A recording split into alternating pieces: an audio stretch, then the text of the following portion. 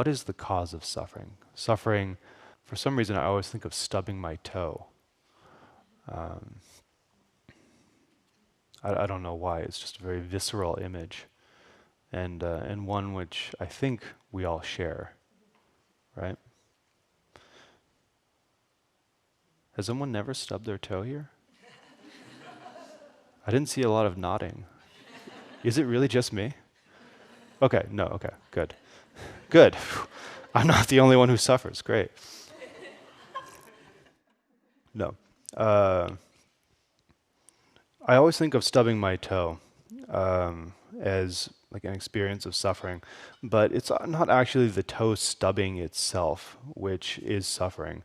Um, it hurts. It definitely hurts. But the thing that really makes it an experience of suffering is how I feel about it.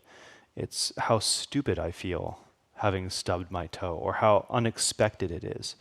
Like, if I had deliberately stubbed my toe, it wouldn't be that bad. It's because it's unexpected that I really don't like it. But being expected or unexpected, it's still stubbing a toe. It's still the physical sensation of toe, hitting object.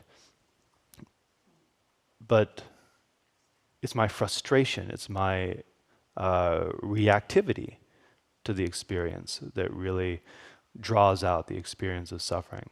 So if it's not in the physicality of the action, it's in the reactivity of my mind. So again, suffering is mostly within our mind. It's mostly within our reactive emotional tendencies. Now, within the context of Buddhist mind training, there are 5 major categories for how the mind suffers. And those are the neurotic emotions of the 5 negative emotions, known as kleshas. And that is attachment, aggression, stubborn stupidity, jealousy, and pride. So these are the 5 kleshas that make up all of our experiences of suffering. We could go into further categories of combinations of attachment and rejection, getting what one does not want and not getting what one does want, in different combinations for ourself, our allies, and our enemies, or the opposite for our enemies, and then applying that to the past, the present, and the future. And then it comes out to 72 ways in which we experience mental disturbance, and then that can be further categorized into an additional set. But on the basic level, 5 negative emotions, 5 ways in which we emotionally react to experiences and how suffering manifests within the mind. When I stub my toe, it's not the toe that screams at me, it's my mind that screams out, "This is so stupid," or "I hate this table." And that's my emotion of aggression, coming out and blaming outer objects. And again, it's a very natural thing to do. I blame the table, or I blame the person who put the table there. "Why did you do this, Joey? The table could have been put somewhere else." And so I project that cause of suffering outwards. But is it the cause of suffering? Because it's not inherent in the table and it's not inherent in the toe, because I could stub my toe deliberately and I wouldn't have this same reaction.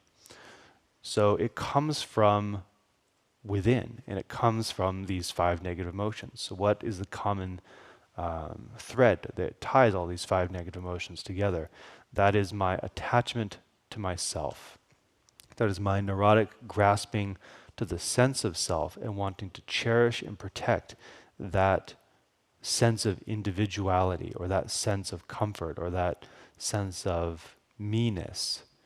And anytime that is challenged, anytime that is threatened, I react in generally one of 2 ways. I react by rejecting the experience, or I react by grasping to the experience. And when outer causes and conditions do not meet that desire, do not meet that sense of preference according to this sense of self, then I am suffering. Because I did not want the table to be there, but it was there. It was there quite naturally. It had always been there. And it was just me who came across and stubbed my toe. It's like, it's like a person who wanders through the woods and runs into a tree branch. The tree has been there for 300 years, and the person has been there for maybe 30 years. And then they just wander in and hit themselves on a non-moving object and go, this frickin' tree. And then they chop that tree down. It's trying to create or force all outer conditions to meet internal preferences. But you can't twist outer conditions to meet internal preferences all of the time.